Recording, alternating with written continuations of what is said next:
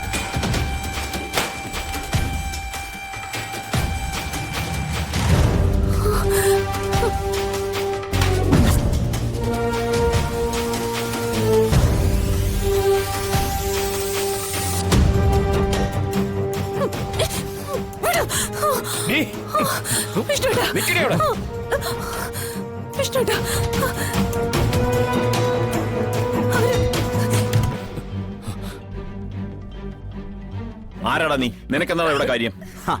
ഞാനൊരു വഴിപോക്കനാ. നീയൊക്കെ മരം ഇങ്ങനെ വട്ടം കൊണ്ടിട്ടിരിക്കണേ. ആണെങ്കിലും എന്താ?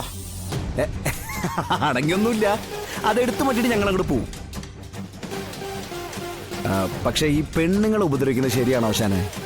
ഈ കാട് ഞങ്ങളുടേതാ. ഞങ്ങൾ ഇവിടെ പലതും കാണിക്കും. നിനക്കെന്താ? ഈ സ്ഥലം കുറച്ച് കുഴപ്പം പിടിച്ചതാ.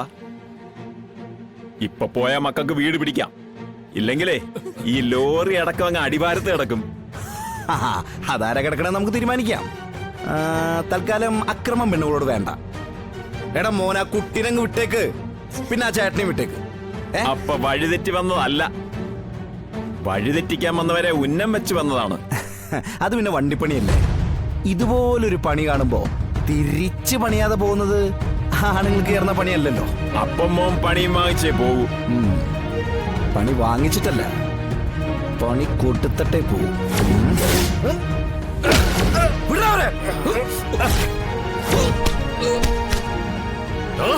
കമല,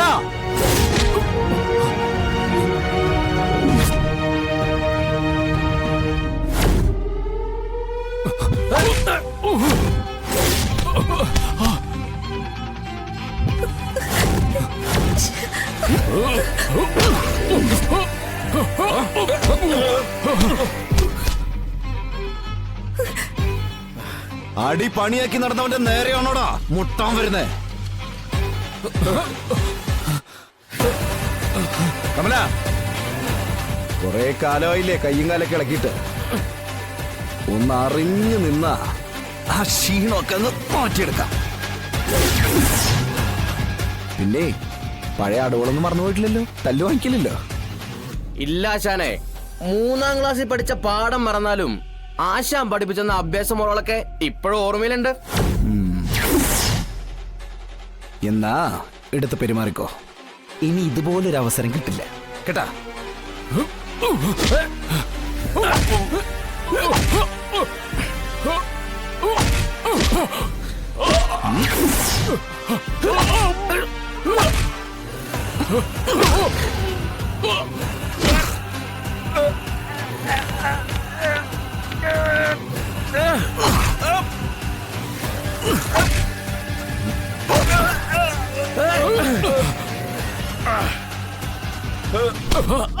കമല,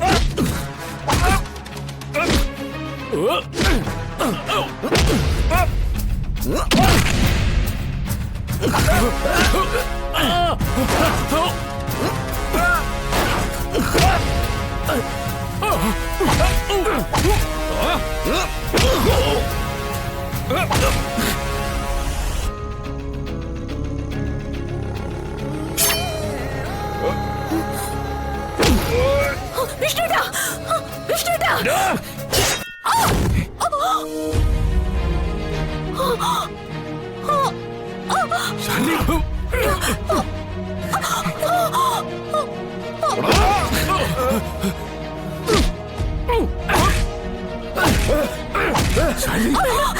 മേഡം,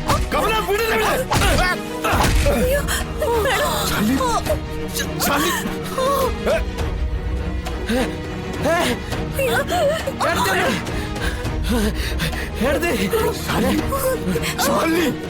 അയ്യോ മേഡം, കണ്ണടക്കല്ലേ? ആശാനെ എത്ര പെട്ടെന്ന് ഹോസ്പിറ്റലിൽ എത്തിക്കണം ആശാനെ. മേഡം.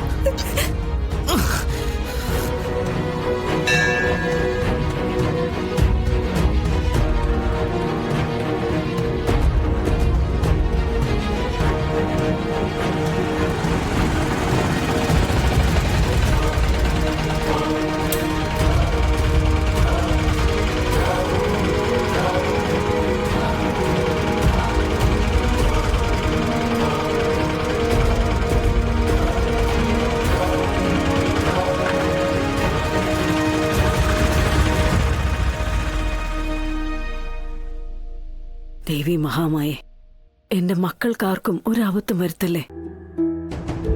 എല്ലാവരുടെ ജീവിതവും നല്ല രീതിയിൽ പോണം.